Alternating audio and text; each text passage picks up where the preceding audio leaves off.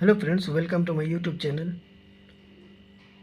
तो आज हम आपके लिए एक नया टॉपिक लेकर आए हैं कि इम्पोर्टेंस फार्मूला क्या होता है। सिविल इंजीनियरिंग में जो फार्मूला होते हैं उसमें क्या क्या मेन फार्मूला है, वो इम्पोर्टेंस क्या है, तो वो मैं आज आपको बताऊंगा। तो प्लीज़ वीडियो को लास्ट तक देखें और हमारे चैनल पर नए हैं तो हमारे चैनल को सब्सक्राइब करें, लाइक करें और शेयर करें। ठीक है, तो चलते हैं वीडियो की ओर। तो हमें सबसे पहले क्या है, 4-5 फार्मूला बताऊँगा, आपको इंटरव्यू में भी काम आएगा और साइड पे भी काम आएगा। ठीक है, तो आप इसको 100% याद कर लो, इसकी प्रैक्टिस करो, बेस्ट प्रैक्टिस करो। ठीक है, तो उसके बाद हमें सबसे पहले unit weight of steel bar calculation करने का, वेट निकालने का, टन में कन्वर्ट करने का, सब कुछ का फॉर्मूला एक ही है। तो आपको इसका क्या करना है, इसका फॉर्मूला क्या होता है, जब भी क्वांटिटी ऑफ स्टील निकालते हैं, लेंथ ऑफ स्टील की कितना केजी का स्टील है, 1 मीटर का हो या 4 मीटर का हो या 5 मीटर का हो, तो इसका फॉर्मूला है D²/162। ये हो गया।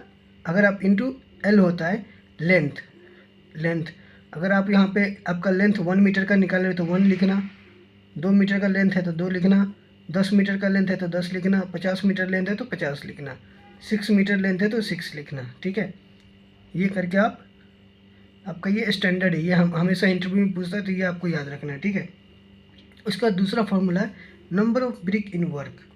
नंबर ऑफ ब्रिक कैसे निकालेंगे, ठीक है, नंबर ऑफ ब्रिक निकालेंगे, इसका फॉर्मूला होता है volume of brick work divided by volume of 1 brick. ठीक है, विथ मोटार। अगर मोटार के साथ निकालना है तो मोटार के साथ निकालो, मोटार के साथ नहीं निकालना है तो मोटार के साथ मत निकालो। तो आपका बेसिक फार्मूला यही है, वॉल्यूम ऑफ ब्रिक वर्क, जितना आप काम किए हो उसका पूरा वॉल्यूम। जैसे आपने 10/10 का काम किया है, इसका पूरा वॉल्यूम।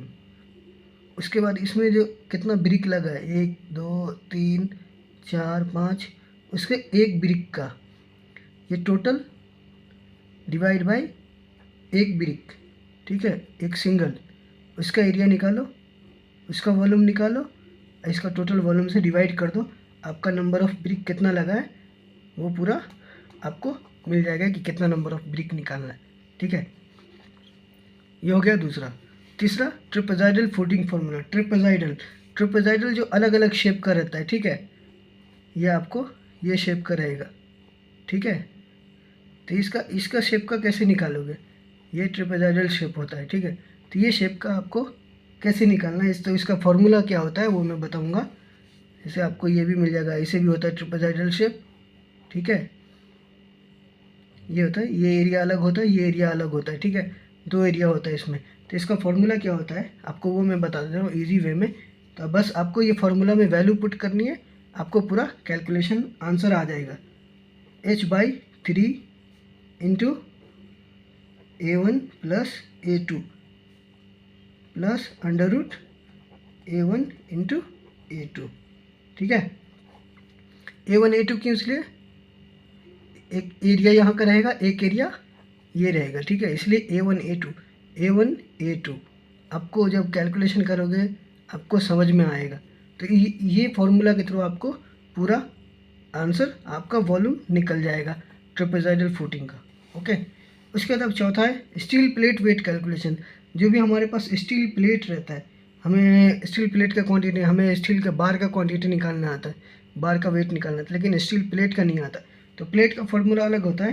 तो इसका हो जाता है length into width into height into, उसके बाद ये करके उसके बाद फिर आपको इसका वेट निकालना है ना, वेट निकालने बोला। ठीक है, तो वेट में क्या आ जाता है, डेंसिटी आता है। ठीक है, डेंसिटी ऑफ स्टील, आपको हमेशा वेट बोलेगा तो स्टील निकालना है। सीमेंट का वेट बोला तो डेंसिटी ऑफ सीमेंट, स्टील का वेट बोला तो डेंसिटी ऑफ स्टील। ओके, हमेशा length width height into density of steel. तो आपका पूरा केजी में कन्वर्ट हो जाएगा। ये आप करोगे, डेंसिटी ऑफ स्टील डालोगे तो केजी में कन्वर्ट होगा।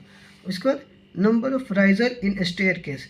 अब हमें पता नहीं है कि ये कितना है, नंबर ऑफ राइजर कितना आएगा जब भी हम डिज़ाइन करते हैं, तो ठीक है, हमें कितना देना है। तो ये आप कैसे कैलकुलेट कर सकते हो कितना नंबर ऑफ आएगा, इसका फॉर्मूला है।